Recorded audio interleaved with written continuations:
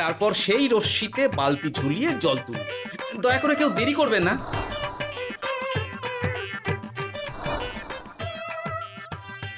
এই নাও আমার 5খানা শাড়ি। হ্যাঁ, এই নাও আমার 10খানা শাড়ি। আমি বাবা আমার লতা পাতা মিনি করা শাড়িগুলো দেব না। যা পারো করো, আমি বড় বাইরেতে যাচ্ছি। ওমা, বিপদের দিনে শাড়ি দেবে না? গায়ের জোরে নিয়ে আসবো। হ্যাঁ,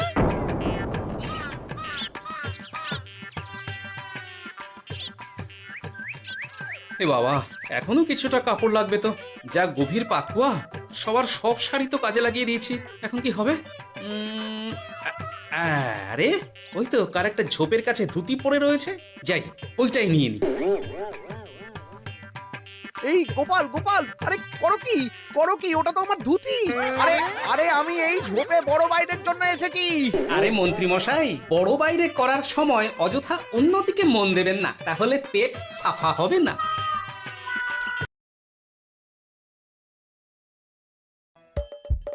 হাসির রাজা, জ্ঞানের রাজা, রসিক রাজা।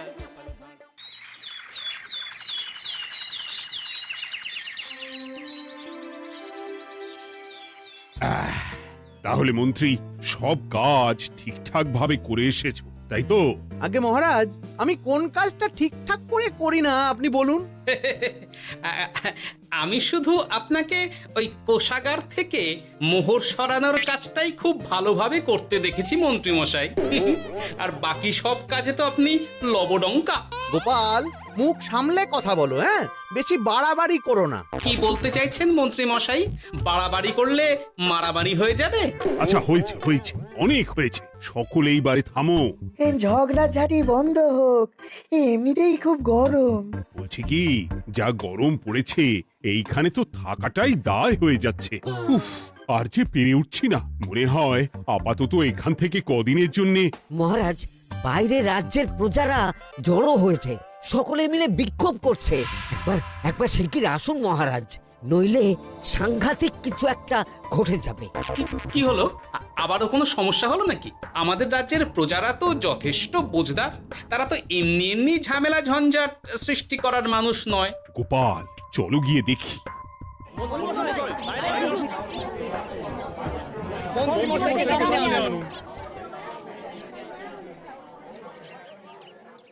কি ব্যাপার, তোমাদের কি সমস্যা হয়েছে? এইভাবে বিক্ষোভ করছো কেন? মহারাজ, মন্ত্রী মশাইকে সামনে আনুন, তারপর বলছি কি হয়েছে না হয়েছে। সেরেছে। আরে আমাকে ডাকছে কেন? আচ্ছা, বলছি তোমরা একটু শান্ত হও।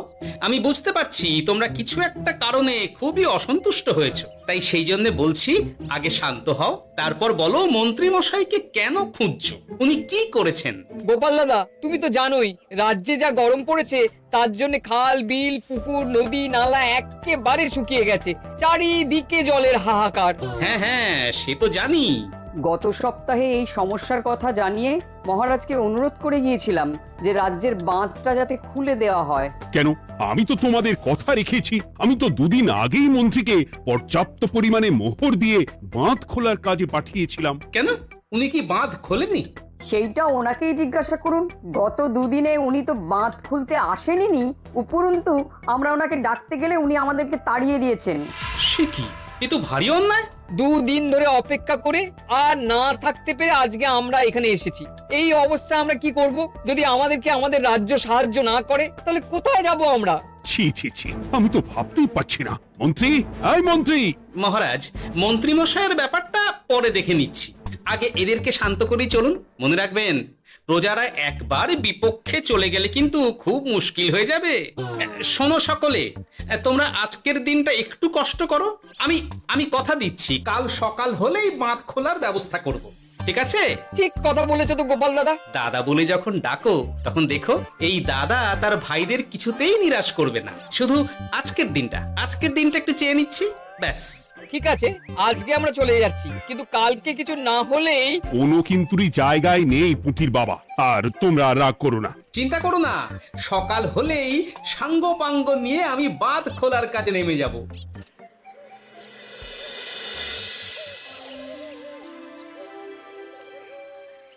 ছি ছি ছি মন্ত্রী, তুমি এইভাবে আমায় মিথ্যে বললে। ভাবতেই পারছি না কি দরকার ছিল আমায় মিথ্যে আশ্বাস দিয়ে প্রজাদের সামনে নাক কান কাটার। মুখে কুলুপ কেন? উত্তর দাও। না মানে আমার শরীরটা ঠিক ভালো ছিল না, তাই বাড়ি থেকে বেরোতে পারিনি। বলছি কি, শরীর খারাপ থাকলে রাজসভায় খবর দিতে পারতেন, আমরা কেউ দায়িত্বটা পালন করতাম। কি আছে? সমস্ত মোহরগুলো একস্থ করে ঘাপটি মারলেন ঘরে। ছি ছি, জানাই আপনাকে ধিক্কার। সকলে মিলে করো প্রতিবাদের চিৎকার। মন্ত্রী মশাই, ছি ছি ছি ছি ছি ছি। মহারাজ, আপনি এক্ষুনি মন্ত্রী মশাইকে কদিনের জন্য সভা থেকে বহিষ্কৃত করুন। সে তো করবই, তবে তার আগে আমি চাই কালকে যখন বাঁধ খুলতে তোমরা নামবে তখন সেই কাজে কোনো লোক নিয়োগ না করে মন্ত্রীকেই বাঁধ খুলতে নামাবে। মহারাজ, এ কেমন বিচার আপনার? আমি না রাজ্যের মন্ত্রী। মন্ত্রী না ষড়যন্ত্রী। মন্ত্রী মশাই, তাহলে কালকের জন্য প্রস্তুত থাকুন। মহারাজের বাঁধ খোলার জন্য সকল মোহর তো আগেই আত্মসাৎ করেছেন, এবার শুধু কাজে নেমে পড়বেন। কেমন?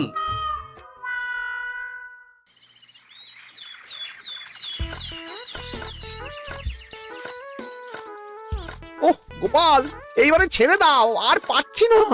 এত সহজে হাল ছাড়লে হবে বলুন? এই কে আছো? ওই শাবল কোদালগুলো দাও, আমি এদিকটায় খুঁচিয়ে দিই। সভাকবি, বিজ্ঞানী, এসো এসো এসো, হাত লাগাও। সবে মিলে করি কাজ, বাঁধ খোলা হবে আজ। বাঁধ খোলা হবে আজ, মন দিয়ে করো কাজ। একদম, হাত লাগাও, জোর লাগাও। গোপাল দাদা, সভাকবি, বিজ্ঞানী দাদা আর আর বাকি দাদা ভাইরা আসুন আসুন, সকলে একটু শরবত খান। আমাকেও একটু শরবত দাও। মোহরগুলো খেয়েও তৃষ্ণা মেটেনি বুঝি? হুম হুম। বাঁধ এক্ষুনি খুলবে, প্রজাদের সব জ্বালা জুড়বে। বাঁধ খুলে গেছে। আমাকে বাঁচাও, আমাকে বাঁচাও। কোনো সময় ভুল করলে নিজেই সেই ভুল শুধরে আবার ফিরতে হয়। আপনিও তাই করুন মন্ত্রী মশাই, নিজে নিজেই উঠে আসুন। চলো সকলে। গোপাল, তুমি তোমার সাথীদের নিয়ে যা করলে সত্যি ভাবাই যায় না। মহারাজ, নিজেদের রাজ্যের সমস্যায় নিজেরাই কোমর বেঁধে নেমে সমস্যার সমাধান করেছি, পরিস্থিতি মোকাবিলা করেছি। এর জন্য আপনি এমন করে বলবেন না। ওহ, তোমরা না থাকলে যে কি হতো। মহারাজ, আমরা আছি তো, এত ভাববেন না আপনি।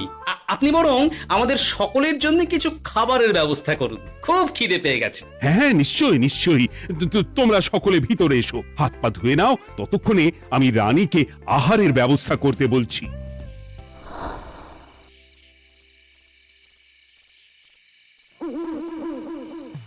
ওমা গো, ওমা বাঁচাও। কি শরীর খারাপ, তাই না লাগছে গো। একে গিন্নি, বাবা রে, কি হয়েছেটা কি? ও, তুমি এইভাবে এখানে শুয়ে কাতরাচ্ছ কেন? বলি তুমি এসেছো? হ্যাঁ, এই তো আমি চলে এসেছি। কি হয়েছে গিন্নি? তোমার কোথায় কষ্ট হচ্ছে? গরমে হাঁসফাঁস করছি গো। পারছি না, রান্না করতে গিয়ে খুব বাজে অবস্থা হয়ে গেছে গো। এই থেকে এইখানে পড়ে পড়ে গড়াচ্ছি। ঠিক আছে, আজ আর রান্না করতে হবে না গিন্নি, আমি রাজবাড়ি থেকে খেয়ে এসেছি। বাহ, নিজে খেয়ে এসেছো বলে আর রান্না করতে হবে না বলে দিলে, হ্যাঁ? এদিকে রাত্রে আমি খাবো কি, সে খেয়াল আছে? হ্যাঁ হ্যাঁ, খেয়াল আছে, খেয়াল আছে। যাও, আমার জন্য রান্না চাপাও আর একটু জল দাও। দেখো, এত গরম পড়ে কৃষ্ণনগরের অবস্থা শোচনীয় হয়ে গেছে। বয়স্ক লোকেরা কোনো কাজই করতে পারছে না। সত্যি তো, এই গরমে রান্না করাটা খুবই কঠিন গিন্নি। কি বললে? আমি বয়স্ক লোক? আমার বয়স হয়ে গেছে, তাহলে নিজে কি? এই না না গিন্নি, আমি তোমায় কিছু বলিনি, আমি গোটা কৃষ্ণনগরের সাধারণ বয়স্কাদের উদ্দেশ্যেই কথাটা বললাম। তোমার তো বয়স হয়েছে বলে মনেই হয় না গিন্নি। ও তাই বলো?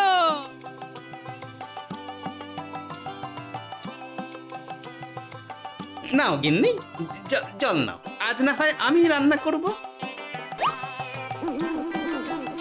হে ভগবান, মুখের একটু লাগাম দাও, এইভাবে যখন তখন সত্যি কথা বলিও না।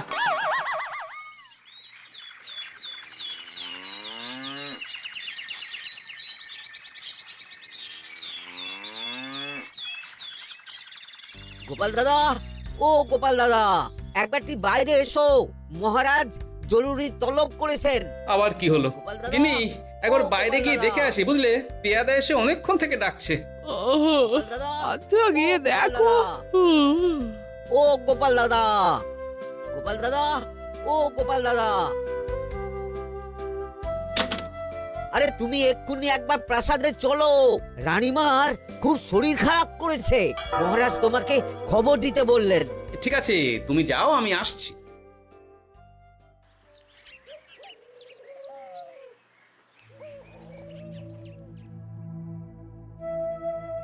গোপাল, কি হবে বলো তো? রানী তো দুমদাম করে ব্যারামে পড়ে না। মহারাজ, ভয় পাবেন না, আমরা আছি তো। বৈদ্যকে পরীক্ষা করতে দিন, দেখি সে কি বলে। মহারাজ, অতিরিক্ত গরমের জন্য শরীরটা খারাপ হয়েছে। আসলে উনি এই তীব্র দাবদাহ নিতে পারেননি। তবে চিন্তা করবেন না মহারাজ, আমি বাড়ি গিয়ে এক ধরনের বিশেষ পথ্য পাঠিয়ে দিচ্ছি। রানীমা খেলেই সুস্থ হয়ে উঠবেন। মহারাজ, নিজের কানেই তো শুনলেন, রানীমার তেমন গুরুতর কিছু হয়নি, চিন্তা করবেন না। বৈদ্যর ওষুধে উনি সেরে উঠবেন। যাওয়ার আগে একটা কথা বলে যাই, গরমের এই দাবদাহ কিন্তু আরো ভয়ঙ্কর হবে। তাই সকলে খুব সাবধানে থাকবেন। শরীর যাতে ঠান্ডা থাকে এমন হালকা পাতলা খাবার খাবেন। আসি, রাজসভায় দেখা হবে। মহারাজ, বৈদ্যমশাই কিন্তু এটা ঠিক বলেছেন, গরম আরো বাড়বে, তাই দুজনেই খুব সাবধানে থাকবেন, কেমন? গতকাল তো আমার গিন্নিও গরমের চোটে কুপোকাত হয়ে গেছিল, শেষমেশ আমাকে বাড়ি গিয়ে রান্না করতে হলো আর কি। ও বাবা, তাই নাকি? তাহলে তো খুবই চিন্তার ব্যাপার। আচ্ছা মহারাজ, আমি তাহলে এখন আসি, আবার রাজসভায় দেখা হবে। এই গরমে আর এখানে থাকতে পারছি না, বলছি কদিনের জন্য না একটু অন্য কোথাও গেলে হয় না গো? গিন্নি, এই গরমে ঘরেই থাকো, অন্য কোথাও যাওয়ার মোটে নাম করো না। বাইরে বেরোতে গিয়ে যদি কোনোভাবে গরম হাওয়া শরীরে লেগে যায়, তাহলে বিপত্তির আর শেষ থাকবে না গিন্নি। কিন্তু এখানেও তো যা গরম পড়েছে, পচে গলে মরে যাই আর কি। উফ গিন্নি, দয়া করে এইসব বাজে কথা বলা বন্ধ করো তো। আমার আয়ু থেকেও তোমার আয়ু দীর্ঘ হোক। বাহ, তুমি এসব কথা কোথা থেকে শিখলে গো? এই তো তোমার থেকে আর কি। গোপাল, গোপাল, রাজ্যের অবস্থা খুবই বেহাল। এই সবই আমাদের পোড়া কপাল। আরে সভাকবি, কি হয়েছে? তোমাকে দেখে তো মনে হচ্ছে তুমি কিছু... বিজ্ঞানী মহারাজ দুজনেই অজ্ঞান, ঘটি ঘটি জল ঢেলেও ফেরাতে পারেনি তাদের জ্ঞান। কি বলছো কি? তা তুমি এই ব্যাপারটা জানলে কি করে? গিয়েছিলাম একটু আগে বিজ্ঞানীর বাড়ি, গিয়ে দেখি লোকজনের ভিড়, সারি সারি। সে কি? শুনলাম মহারাজ তাকে কিছু বলতে এসেছিলেন, তারপরে দুজনে বাইরে বেরিয়ে আসতেই অজ্ঞান হয়ে গেলেন। মহারাজ বিজ্ঞানীর বাড়ি গিয়েছিলেন, তাও আবার রানীমাকে ছেড়ে? রাজবৈদ্য কত করে বললেন এই সময় যখন তখন ঘরের বাইরে বেরোবেন না। কে শোনে কার কথা? আমার মনে হয় মহারাজ তেমন কোনো গুরুত্বপূর্ণ কিছু কথা বলতেই বিজ্ঞানীর বাড়ি গিয়েছিলেন। গরম কমানোর উপায় আলোচনা করতে হয় তো গিয়েছিলেন। আমাদের মহারাজ তো নিজের চোখেই দেখেছেন এই তীব্র গরমের চোটে রাজ্যের কি অবস্থা, কি অবস্থা। ঠিক বলেছো গিন্নি, আমার এই কথাটা তো মাথাতেই আসেনি। ধন্যবাদ গিন্নি, অসংখ্য ধন্যবাদ তোমায়। আমায় পরে ধন্যবাদ জানিও। হ্যাঁ, এখন আর দেরি না করে বৈদ্য মশাইকে সঙ্গে নিয়ে বিজ্ঞানী মশাইয়ের বাড়ি যাও। হ্যাঁ,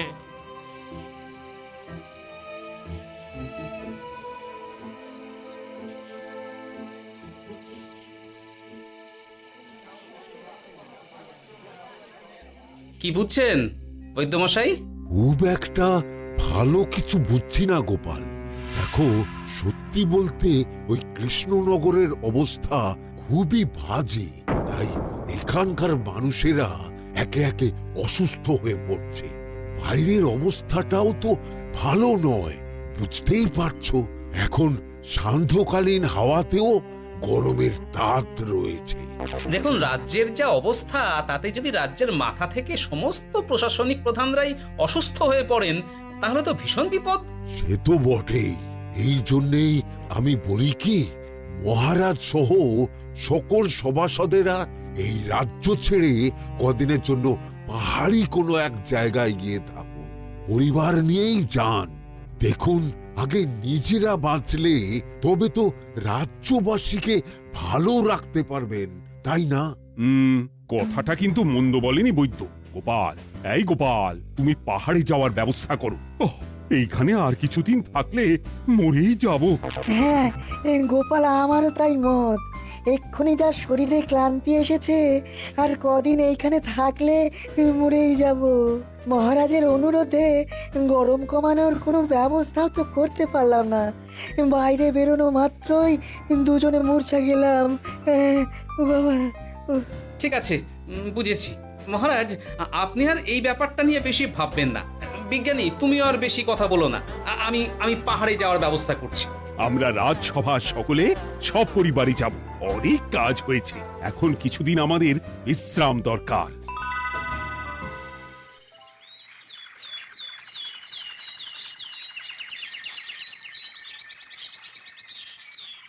কি গোপাল, মন্ত্রীকেও তুমি আমাদের সঙ্গে নিয়ে যাচ্ছ?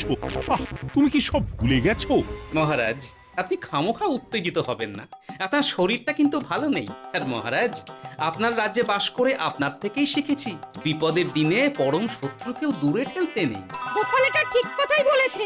যতই হোক, উনি তো আমাদের মন্ত্রী, তাই এই বিপদের দিনে ওনাকে ফেলে যায় কি করে বলুন তো? সত্যি গোপাল, তোমার তুলনা নেই। ঠং, সবই নাম কেনার চেষ্টা। গোপাল, চলো এইবারে রওনা দিই। বলছি, খাবার দাবার আর জলের কলসিগুলো উঠেছো তো? হ্যাঁ, খাবারের পাত্রগুলো আপনার জিম্মায় থাকবে, আর জলের কলসিগুলো আমি সামলাবো।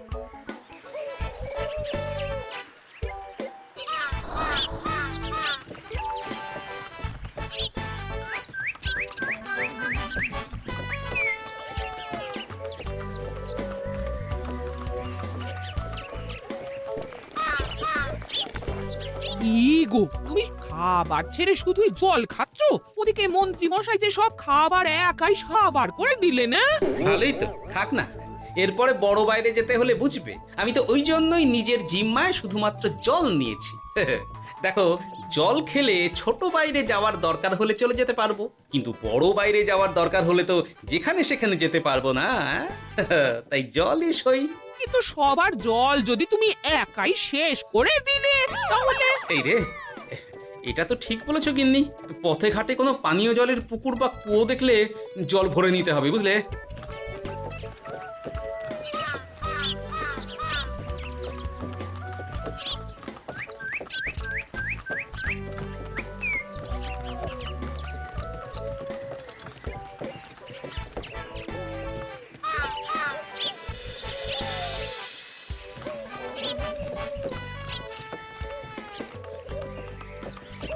সকলে আসুন, দেখুন দেখুন, মহারাজ আমার মূর্ছা গিয়েছেন।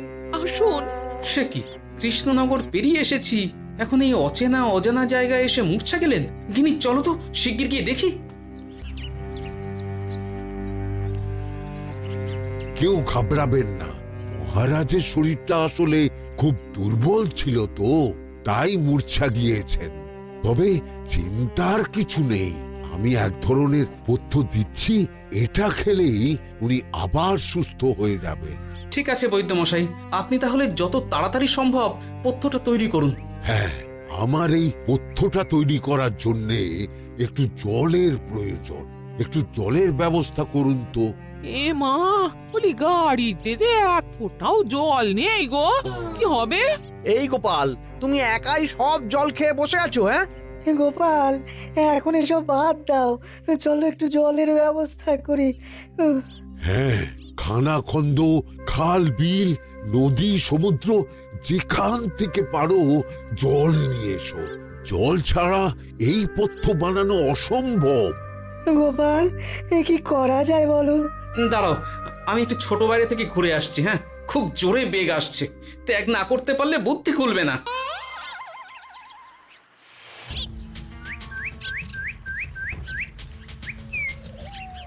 ওদিকে একটা পাত কুয়ো দেখতে পাচ্ছি মনে হচ্ছে।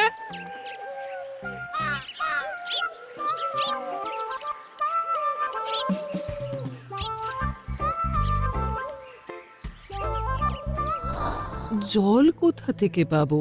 তবে কি জলের অভাবে আজকে মহারাজ সুস্থ হতে পারবেন না? রানীমা, ব্যাকুল হবেন না। আমি আছি তো। আমি থাকতে কিচ্ছু অঘটন ঘটবে না। সকলে শুনুন, বিশেষত মহিলাদের বলছি, আপনারা সকলে নিজেদের কাছে যত শাড়ি আছে সেই প্রত্যেকটা শাড়ি আমাকে দিন। আমি শাড়ি জুড়ে জুড়ে লম্বা রশ্মি বানাবো, তারপর সেই রশ্মিতে বালতি ঝুলিয়ে জল তুলব। দয়া করে কেউ দেরি করবেন না।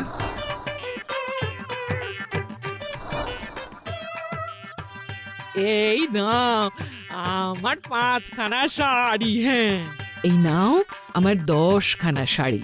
আমি বাবা আমার লতা পাতা মিনি করা শাড়িগুলো দেব না। যা পারো করো, আমি বড় বাইরেতে যাচ্ছি। ওমা, বিপদের দিনে শাড়ি দেবে না? গায়ের জোরে নিয়ে আসবো। হ্যাঁ,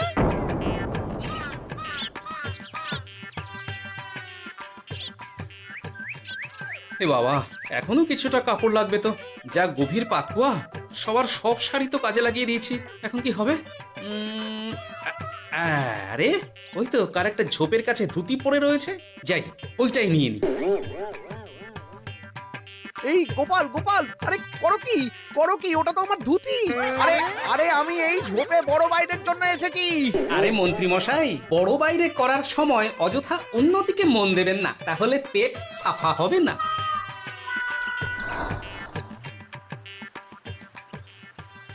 গোপাল, তুমি ছিলে বলে এই যাত্রাতে রক্ষা পেলাম। ভগবান তোমাদের অনেক অনেক মঙ্গল করুক। এই দেখো না, ওরা না আমার লতা পাতা আঁকা শাড়িগুলো নিয়ে নিয়েছে। এই, দূর তোমার শাড়ির লতা পাতা, আমি নিজেই জড়িয়েছি বড় বড় ঘাস পাতা। কিছু করছে রে, দূর ছাতা। হাসির রাজা জ্ঞানের রাজা রসিক রাজা